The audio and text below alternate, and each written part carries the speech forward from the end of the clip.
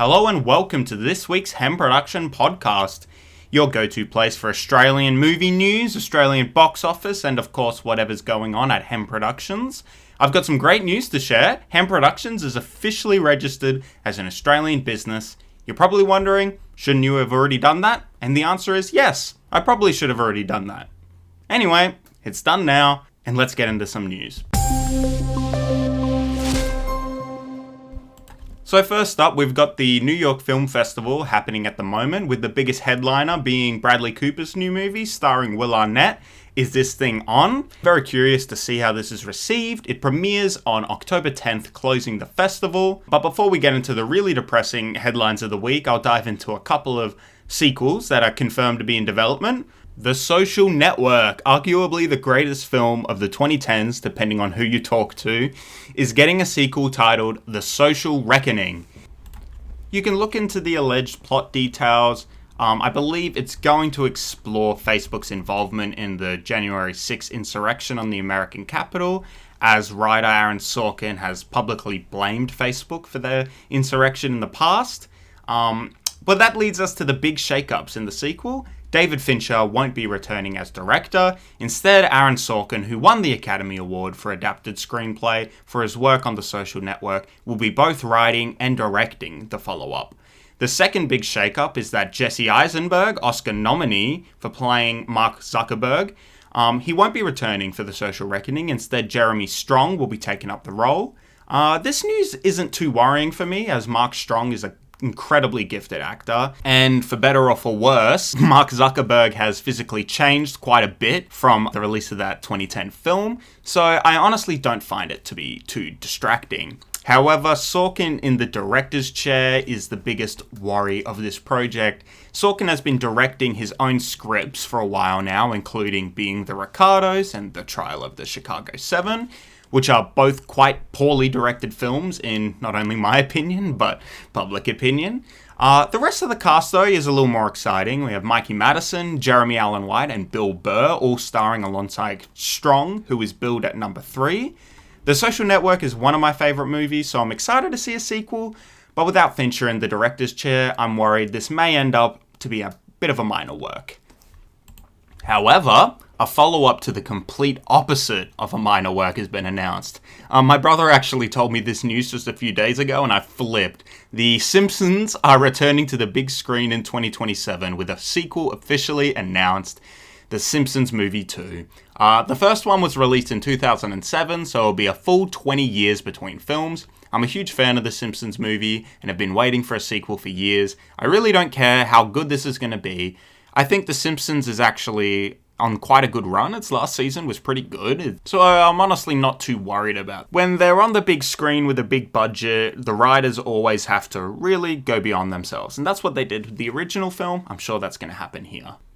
Okay, so now for the really depressing end of the world type shit to talk about. First of all, Together, an indie horror film starring Alison Brie and Dave Franco. Very good. I watched it at the Sydney Film Festival. It was released in China just last week, or a week or two ago. Now, the film's a pretty intense body horror film, so to hear it's been censored in China isn't surprising. The way it's been censored, however, is beyond disgusting. China seemingly has no problem with the body horror of the film, like I thought they might. But of course they have a problem with a same-sex marriage within the movie. I barely remember the scene being in the film, so I had to kind of look at a photo comparison. What they've done is essentially swap one of the male characters' faces for a generic female one using AI. Now, it's hard to confirm whether this altered version is AI, but if it stinks like shit, it's probably shit. Neon, the studio behind the film, has demanded that Hishao, the company distributing the movie in China, stop showing this altered version. Now, I hope this news has companies shaking in their boots a little when it comes to releasing films in China. China will be fine without our movies. Their box office is as strong as it's ever been. No box office numbers would ever be big enough in my mind to justify any use of AI in creative media. So I honestly think if China's going to start censoring movies with this technology, we should just stop releasing movies there. I know I would not let one of my movies play with AI. Just ever. Ever. And that brings us to the next dystopian news story of the week. An artificial intelligence company, Zcola, I believe, with an X, has been shopping around their latest freak of nature, an AI actress named Tilly Norwood, who I believe has an Instagram page you can look at, but I didn't even want to ruin my eyes with that. And guess what? The Screen Actors Guild is not happy about an AI actress being shopped around. So this company has been presenting this AI actress to multiple talent agencies, hoping to get her represented, which is a strange sentence because she's not a human being. Anyway, the Screen Actors Guild released this statement. Tilly Norwood is not an actor. It's a character generated by a computer program that was trained on the work of countless professional performers without permission or compensation. It has no life experience to draw from, no emotion, and from what we've seen, audiences aren't interested in watching computer-generated content untethered from the human experience. I couldn't have put it better myself. The statement's slightly larger, you can read it on their Instagram. The creator behind this actress has released a statement saying, "To those who have expressed anger over the creation of my AI character, Tilly Norwood, she is not a replacement for a human being, but a creative work, a piece of art. Like many forms of art before her, she sparks conversation, and that in itself shows the power of creativity." So you can make of that what you will. You can go look at this actress a little bit, but I don't plan on bringing them up again. AI art is an art. If there is no human creativity behind a piece of work, it has no meaning and therefore is an art. I hope this company burns to the ground and no one ever remembers this AI actress. Now that that awful segment is over, let's look at this week's box office.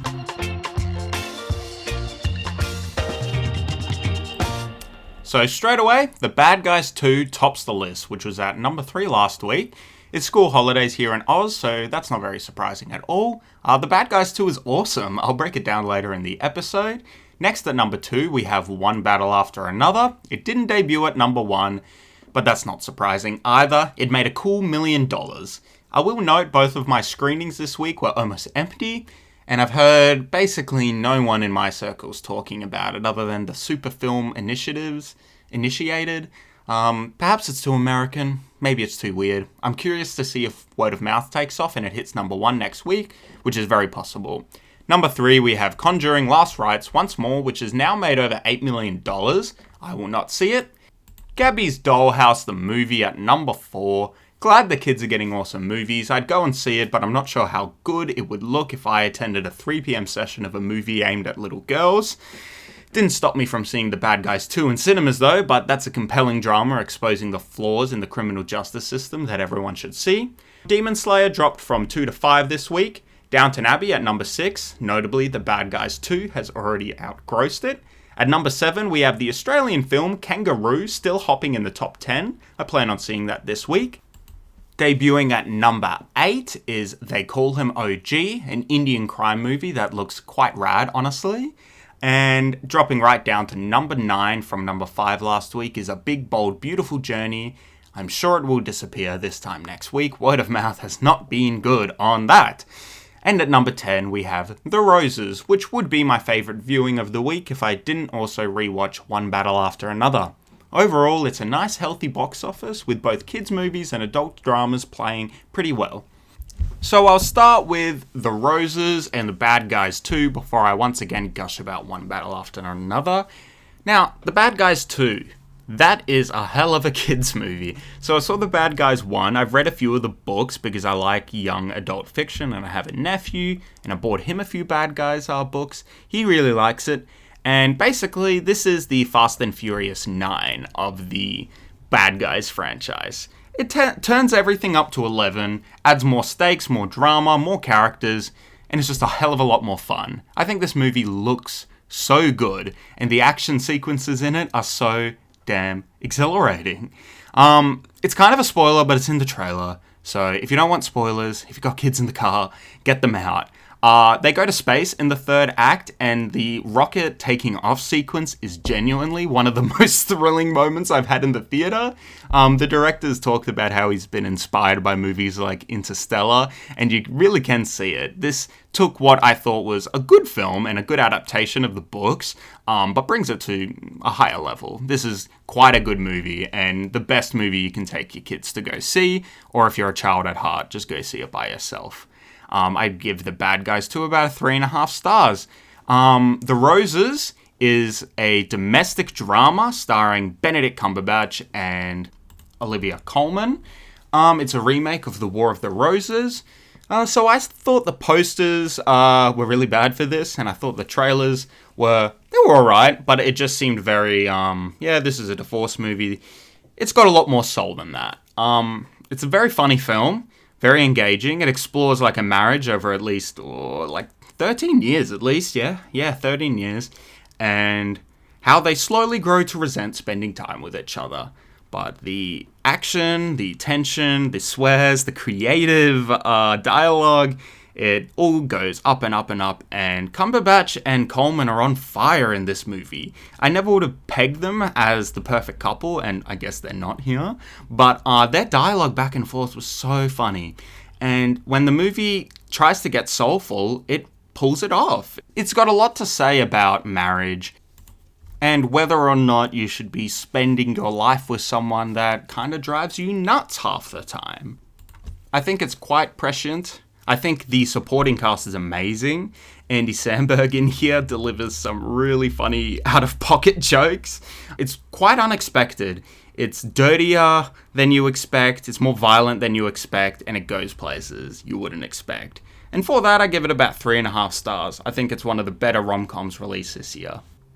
And second viewing of One Battle After Another. There's really not much more to say. I still think the movie is a 5-star masterpiece. But what really sunk in with me the second time I'm watching is how much the movie is about children, fatherhood, and specifically fathering a biracial child, and what comes with that, and the pressures of what comes with that. But what really, really stands out in this second viewing is the supporting performances of Benicio del Toro, Regina Hall, and Sean Penn. DiCaprio's on fire in this movie, but these three are the ones throwing the gasoline on him. Oh, and Sean Penn with his friggin' walk, I just can't get over it. I do think he will win a third Academy Award. That is my little prediction. I mentioned being a little shaky on the prologue in my review last week. I'm no longer shaky on it. I think I was just nervous because I didn't know what I was getting into. And I didn't know whether we were looking at a more There Will Be Blood style movie or more of a Licorice Pizza or a Boogie Nights. And it turns out it's its own unique thing. It is the biggest budgeted movie Paul Thomas Anderson's ever directed, and you can tell. This is a balls to the walls action comedy. I'm calling it now. And I think everybody should go see it. So here are my PTA rankings going from 10 to number 1. At number 10 we have Hard 8. And we're starting at a solid 8 out of 10 film with a banger Philip Baker Hall performance. That was his first movie, and it only got better from there. At number 9, I have The Master, which some people would say is sacrilegious. I haven't completely clicked with The Master. I've seen it a couple times over the years. I think it's great, but it's not in his upper echelon. Then we have Inherent Vice. And again, this one's very good. It's got such weed energy to it. Kind of more similar to Licorice Pizza and One Battle After Another in that sense than his early work. But I think these three you'd put in their own sort of bottom tier, in my opinion, because the movie right after that, I've got Punch Drunk Love, which I rewatched this week with Adam Sandler. On some days, for me, that is a 5 out of 5 masterpiece. It's such a funny, ridiculous movie. Very moving, however. And just like everything PTA does, it takes you into a world and takes you into the mind of somebody very different, but someone I can very much relate to.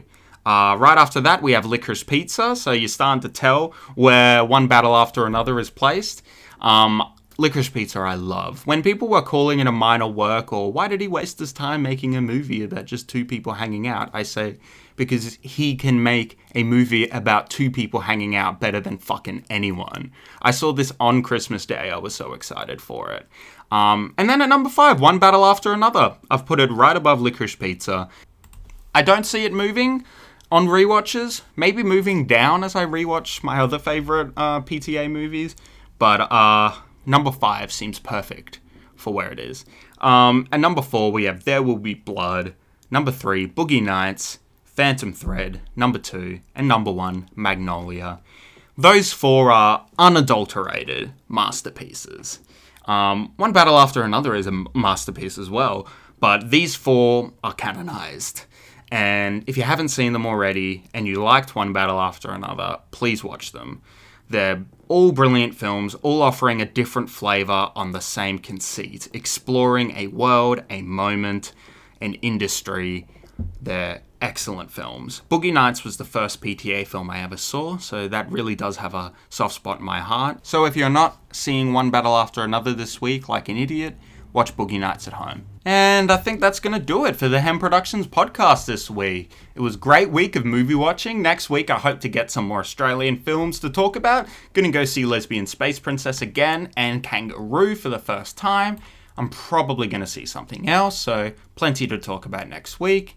Everybody, have a good one, watch some movies, and One Battle After Another in cinemas now.